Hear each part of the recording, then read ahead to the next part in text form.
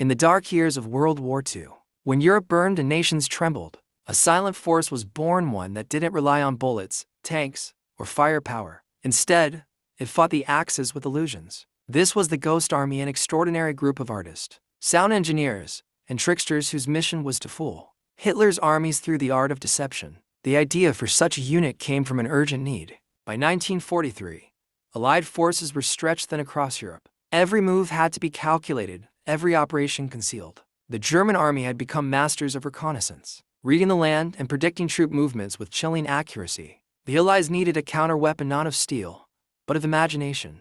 Deep inside the U.S. War Department, a few visionary officers proposed something unheard of: a deception unit that could create the illusion of an entire division, complete with fake tanks, ghostly convoys, and the roar of non-existent artillery. Their mission: to mislead the enemy, to make them believe what was never there. And so, the 23rd Headquarters Special Troops were born. This was not your typical fighting force. Its soldiers were painters, designers, sound experts, and theater professionals. Many came from art schools in New York and Philadelphia. Some had worked in advertising. Others had once painted movie sets. Now, their creativity would be weaponized. The birth of the Ghost Army was kept secret even from other Allied units. Their base of operations was hidden, their assignments classified. They trained under the cover of ordinary drills. But instead of rifles, they carried sketchbooks. Instead of grenades, they hauled amplifiers and canvas. What they were building wasn't destruction, it was illusion. As they prepared for their first mission, the men knew the stakes. If captured, they could be executed as spies. There would be no recognition, no medals, no public praise, only shadows and silence. But still, they volunteered. They believed that deception could save lives, that if the enemy attacked the wrong place, thousands of real soldiers might live another day. Their commanders divided the unit into specialized teams: the Visual Deception Group, armed with inflatable rubber tanks, fake artillery, and dummy camps; the Sonic Deception Group, which used massive speakers to project recorded battle sounds across miles; the Radio Deception Group, experts in mimicking Allied radio traffic to convince the Germans of false troop movements. Together, they would create an illusion so convincing that even experienced enemy scouts would believe they were facing a massive force. By early 1944, the Ghost Army was ready. Before D-Day, they were sent to England for final training. Their tasks were rehearsed like a theatrical production. Timing, sound, positioning, lighting, every detail mattered. They even practiced how soldiers would walk through camp, how vehicles would move, how smoke would rise from fake kitchens. The year was 1944. Europe was still trembling under the weight of war. Allied forces had landed in Normandy, but victory was far from certain.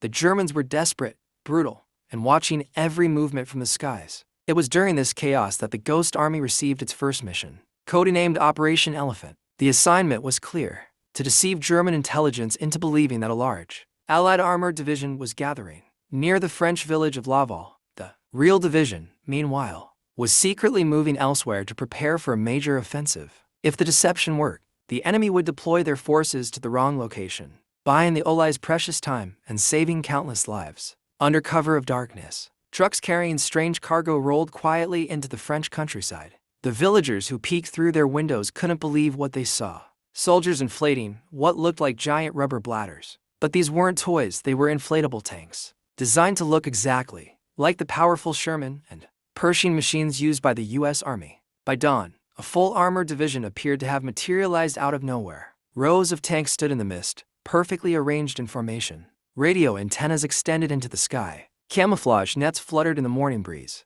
To any enemy aircraft flying overhead, it looked like the Allies were preparing for a massive assault. But there was one secret: none of it was real. A few hundred yards away, the Sonic Deception Group got to work. Massive speakers were set up behind trees and buildings, connected to record players containing the sounds of roaring engines, hammering tank crews, and soldiers shouting commands. These sound effects had been recorded earlier at a real training base in the U.S., and now they echoed through the French hills with terrifying realism.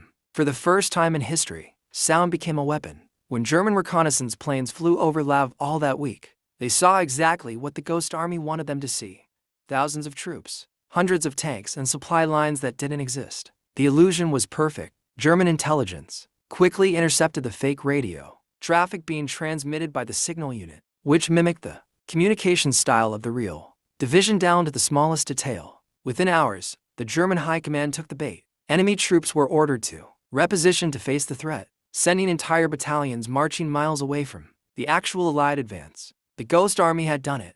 Their illusion had shifted the tide of battle, without firing a single bullet. But their success came at a price. The men of the 23rd Headquarters couldn't take credit for their victories. They couldn't tell anyone who they really were or what they had done. When they returned to base, they blended back into the shadows. Their story remained a whisper among the few who knew the truth.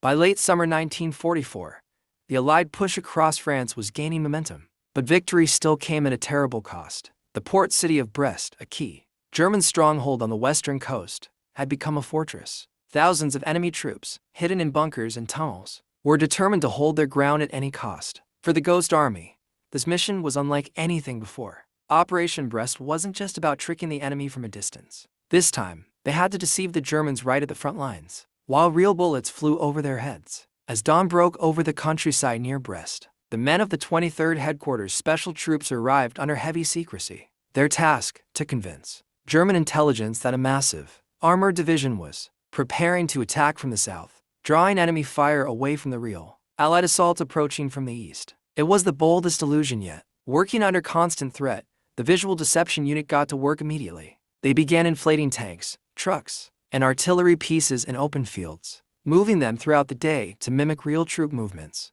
Every few hours, they shifted positions, leaving tire marks in the mud, fake footprints, and even empty ration boxes, all to make the illusion come alive. Nearby, the sonic unit rolled out their secret weapon, enormous loudspeakers, capable of blasting sound miles across the battlefield. They played recordings of tank engines, troop convoys, and the thunder of artillery. German scouts reported heavy mechanized movement in the southern sector, exactly as planned. But there was one problem. Unlike their previous operations, Brest wasn't quiet countryside. It was an active combat zone. German artillery units began to respond to what they thought was an approaching army. The shells started landing dangerously close to the Ghost Army's fake encampment. For the first time, illusion met fire. Soldiers who had once been painters, sculptors, and sound engineers now found themselves diving for cover as explosions tore through the air. The inflatable tanks wobbled and collapsed, riddled with shrapnel. Yet the men didn't run. They patched up the rubber vehicles, reinflated them, and moved them to new positions, as if nothing had happened. Every detail mattered. Every risk was worth it. The deception worked better than anyone could have imagined. German commanders, convinced that a full armored division was preparing to strike, redirected artillery and reinforcements to face the southern threat, pulling pressure away from the real Allied advance. The Allies were able to capture Brest sooner than expected, saving countless lives. When the battle was over, they packed up their illusions and disappeared into the fog, leaving behind no trace of their existence. To the world, it looked like a simple victory. No one knew that an army of artists, sound men, and tricksters had helped make it possible. By early 1945, the world stood on the edge of victory, but the fighting was far from over. The Allies had pushed the Germans back across France and Belgium, and now, the final obstacle loomed large, the mighty Rhine River. Crossing it would open the road straight into the heart of Germany and bring the war to its closing chapter. But the Germans knew this too. They were dug in waiting, watching, ready to defend their homeland with everything they had left. That's when the Ghost Army was called for one final, extraordinary mission. Its code name, Operation Viersen. Their objective was breathtaking in scale: to convince German intelligence that the Allies planned to cross the Rhine at a completely different location than the real attack. If successful, it would mislead entire divisions of German soldiers, buying the Allies crucial time to strike where no one expected. This time, the Ghost Army would simulate not just a few battalions but an entire corps of 40,000 men. Under the gray skies of March 1945, the artists, sound engineers, and radio specialists of the 23rd Headquarters Special Troops moved silently into position near the town of Viersen. They were just miles away from the real crossing site, working behind enemy lines, cloaked in secrecy. Every detail had to sell the illusion. The visual unit constructed miles of inflatable tanks, trucks, and artillery in carefully arranged formations. They used real camouflage netting, smoke screens, and even nighttime lighting to mimic a living, breathing army. From the air, it looked perfect, a sea of armor preparing to roll toward the Rhine. Meanwhile, the sonic deception units set up massive loudspeakers, once again, playing endless loops of tank convoys, hammering, shouting, and clanging metal. The sounds echoed across the countryside, convincing German scouts that tens of thousands of troops were moving into place. Then came the radio unit, broadcasting fake messages that matched the chatter of a real headquarters, orders, updates, supply requests, everything to reinforce the illusion. The coordination was so flawless that even Allied pilots flying overhead believed they were looking at a genuine military buildup. Enemy reconnaissance planes reported significant Allied troop concentrations near Viersen within hours. The German High Command shifted its defenses northward, preparing to face the massive invasion that never existed.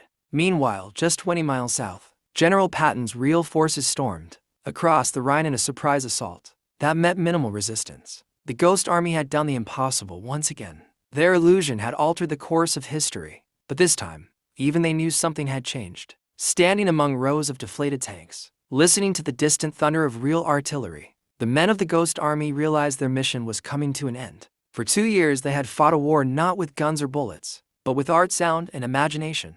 When the guns finally fell silent in May 1945, the world celebrated victory. Cities cheered, soldiers came home, and nations began to rebuild. But for the men of the Ghost Army, silence was all they received. Their mission had been top secret, so secret, in fact, that even their families had no idea what they had truly done during the war. When they returned home, they were told one thing: you can never speak about what you did.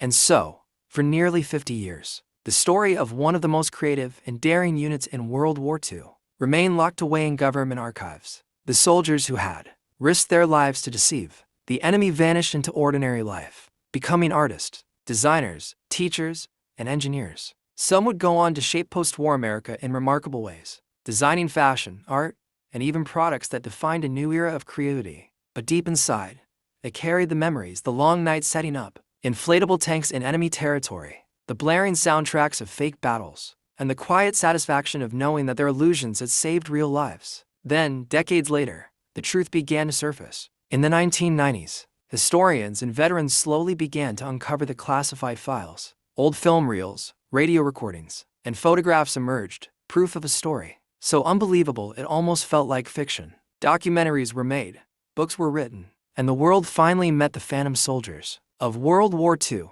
artists who fought with creativity instead of guns. One of those soldiers, SGT, Arthur Shillstone, once said in an interview, "We were just kids with paintbrushes and microphones. But for a few moments, the enemy thought we were an army." Their courage didn't just protect the Allies. It reshaped how wars would be fought in the future. From psychological operations to modern military deception, the blueprint they created during World War II still influences global defense strategies today. In 2013, nearly 70 years after their final mission, the U.S. Congress formally recognized the Ghost Army with a Congressional Gold Medal, one of the nation's highest honors. For the surviving members, it was more than a medal. It was validation. After a lifetime of silence, the world finally knew what they had done. Today, the story of the Ghost Army stands as a powerful reminder that war isn't only fought with weapons. Sometimes, it's fought with imagination, courage, and the ability to make the impossible seem real. As the camera pans over those faded, black and white photographs,